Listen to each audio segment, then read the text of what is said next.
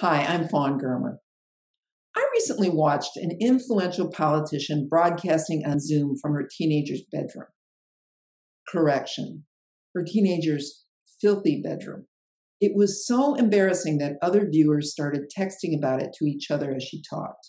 No one heard a single word she said, but they knew she had a mold issue near her AC vent, that nobody had cleaned the blinds in years, and the walls were smudged with dirt. Last week, I was interviewed by a popular webcaster who broadcast himself live next to an unmade bed.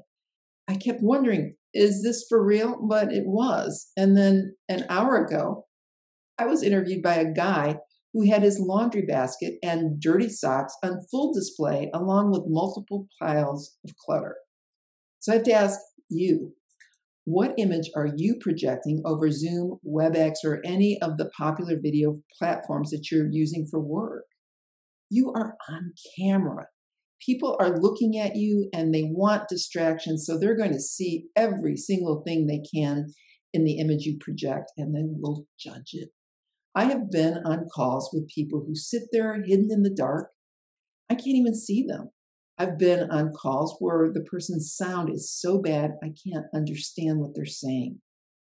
Oh, yeah, I do miss the days of horrible, endless, excruciating conference calls, because at least then I could paint my bedroom or check out TMZ without anyone knowing that I wasn't paying attention as everyone droned on endlessly. With video conferencing, everybody knows when you're not paying attention. So you have to fake your intense interest, sometimes for hours. I've made peace with video conferencing because A, there's no choice, and B, it's actually a good opportunity to broaden my network and really advertise what I have to offer. But I had to take time to learn how to use this medium to my advantage. How much have you thought about this? Remember, you will be looked at and judged. People just do that naturally. So here's what you need to do so you score on these platforms and can communicate your best self forward. First, set up your camera so it's shooting down at you rather than up. That's more flattering. That's what Kim Kardashian told us. And put your camera on some books if necessary, or your computer. And if you don't have great natural light, get a ring light or an LED light that is bright enough to light you up, but soft enough to minimize the wrinkles and facial flaws. If you're using a ring light, don't let it hit your glasses straight on so there's a big ring in there, or watch and make sure you don't have a ring in your pupils if you don't wear glasses.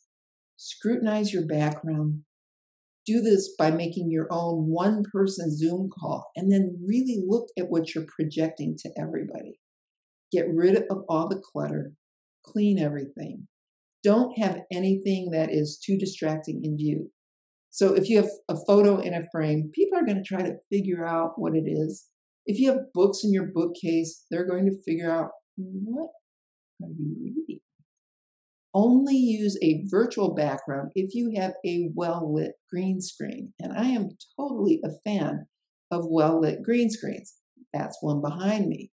Without one, you're relegated to a bad virtual background that's fuzzy and distracting, and that is almost as bad as broadcasting your dirty socks. Study the call on the agenda and try to figure out what it is that's going to be discussed. Be ready for that. You have the option of having your notes right there in front of you, and it makes you look so prepared, so smart, and so interested. Always look straight into the camera when you talk, not into the image of the other person on your screen. Learn to talk to them through the camera's eye. Clean up. I know that's obvious, but boy, I've seen people on camera who would look like fodder for the People of Walmart website. If you're Zooming with your college roommate, go right ahead and show up in your sweats and your uncolored roots. Look however you feel comfortable. But if you are doing this in a professional capacity, look great. This doesn't mean you have to worry and go on a diet before you can make a call. Make peace with who you are, but just clean up your act. Make sure you're clean. And then remember that every call is an opportunity for free advertising for your professional brand. Because if you have it together more than the others do, they will see you as a go-to person, as a go-to presenter. And again, keep those notes in front of you so it looks like you are organized and have everything going on. When it's your turn to talk, communicate as if you are talking to one person, not to 50, not to 100. I say have an every person who you're talking to. That's one person. Because then if you're talking to one, anyone who's watching you thinks you're talking directly to them.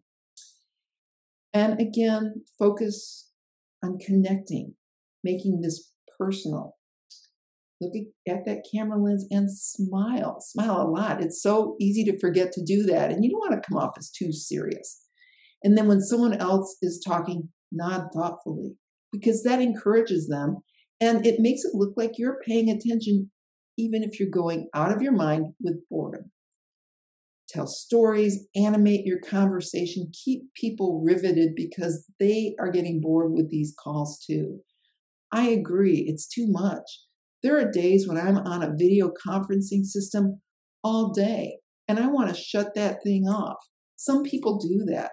I don't advise it unless more than 60 or 70% of the people on the call are also shut down. It's an opportunity to shine. So just make sure that you're paying attention to what you're projecting and have your talking points ready and communicate to one person at a time. Then Zoom and WebX are your ally. Do this and you can win all the way around, whether it's a meeting or a job interview, or if you're just talking to your old roommate.